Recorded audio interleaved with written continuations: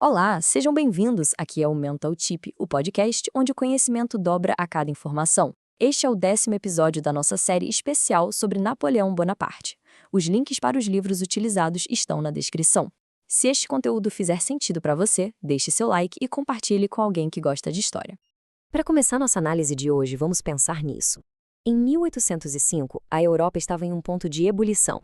De um lado, o crescente Império Francês. Do outro, praticamente todo o resto do continente.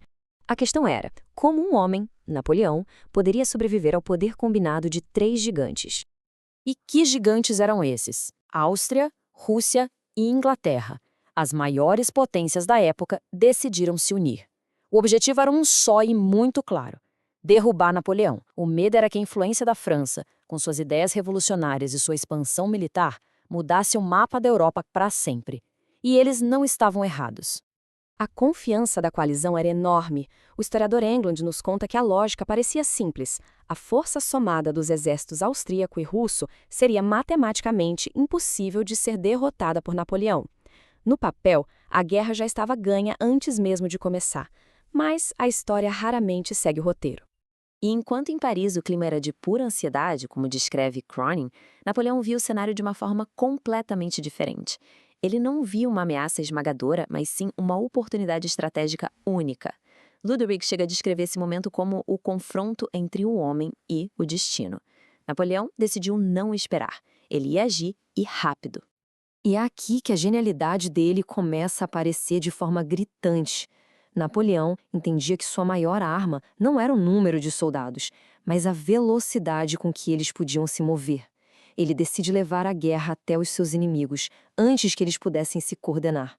O que se seguiu foi algo inédito na história militar. O exército francês, a Grande Armée, marchou por centenas e centenas de quilômetros a uma velocidade que ninguém achava possível. Essa mobilidade, essa capacidade de aparecer onde ninguém esperava, era a base de toda a sua estratégia. E essa velocidade deu resultado. Os austríacos, que esperavam a chegada dos seus aliados russos, foram completamente surpreendidos. Eles foram cercados e forçados a se render. Pensem só, uma parte gigantesca do exército inimigo foi derrotada antes mesmo que a principal batalha acontecesse. A coalizão já estava ferida. Com a Áustria neutralizada em parte, o foco agora se voltava para a força combinada de austríacos e russos que ainda restava. Mas Napoleão não queria apenas uma batalha. Ele queria uma obra-prima, uma vitória que aniquilasse seus inimigos de uma vez por todas. E para isso, ele preparou o palco. Ele escolheu o campo de batalha a dedo, perto de uma pequena cidade chamada Austerlitz.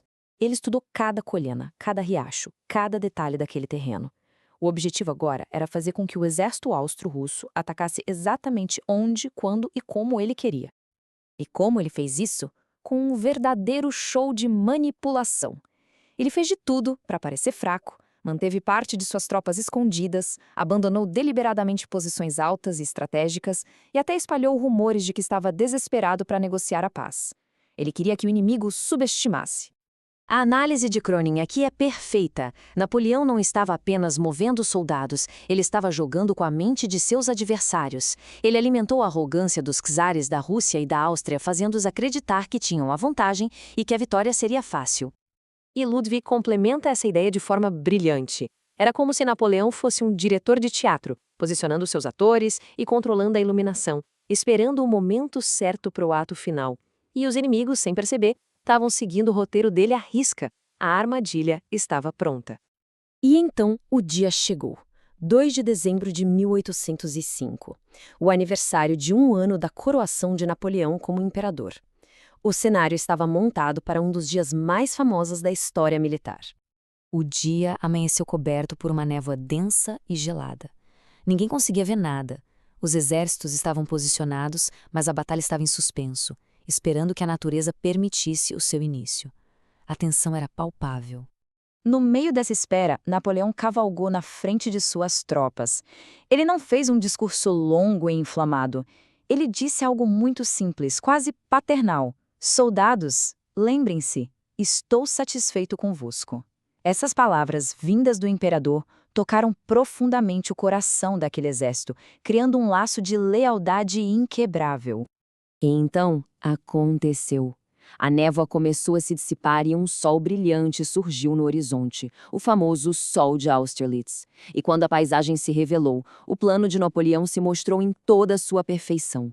Os exércitos russos e austríaco estavam exatamente onde ele queria, descendo do platô de Pratzen, enfraquecendo seu próprio centro, caindo direitinho na armadilha. Ao ver aquela cena, Napoleão soube que a batalha estava ganha. Agora, era só uma questão de tempo e execução. O clímax da sua peça teatral estava prestes a acontecer. No momento exato em que o centro inimigo estava mais vulnerável, Napoleão deu a ordem. O Marechal Soult avançou com suas tropas e atingiu o coração do exército austro-rússio com uma força devastadora. A ruptura foi imediata e total. A partir daí, foi o caos para a coalizão. Seus exércitos se fragmentaram. As linhas de comando entraram em colapso. Muitos soldados, em pânico, tentaram fugir por cima de lagos congelados, que acabaram cedendo sob o fogo da artilharia francesa. Como Englund destaca, foi uma demonstração perfeita de timing, cálculo e controle absoluto do campo de batalha. A vitória não foi apenas uma vitória, foi uma aniquilação. Em poucas horas, o poderoso exército da Terceira Coalizão deixou de existir, e as consequências políticas foram tão impactantes quanto as militares. A Áustria imediatamente pediu a paz, aceitando termos humilhantes. A Rússia se retirou, derrotada, e o Sacro Império Romano Germânico, uma instituição que existia há 1000 anos, simplesmente deixou de existir. Cronin diz que Austerlitz foi a glória que consolidou o império. Ludwig chama de o ápice da vida de Napoleão. A Europa agora reconhecia com espanto que um único homem tinha derrotado 3 impérios ao mesmo tempo. Austerlitz é mais do que uma vitória militar. É o símbolo da genialidade estratégica de Napoleão, a combinação perfeita de inteligência, cálculo, coragem e visão. Mas, como toda montanha, o auge também anuncia a descida. No próximo episódio, veremos o lado oculto da expansão imperial, o sistema continental, quando a guerra passa a ser econômica e os limites começam a aparecer. Este episódio foi gerado com o apoio de IA e adaptado especialmente para o Mentalship, onde o conhecimento dobra a cada informação.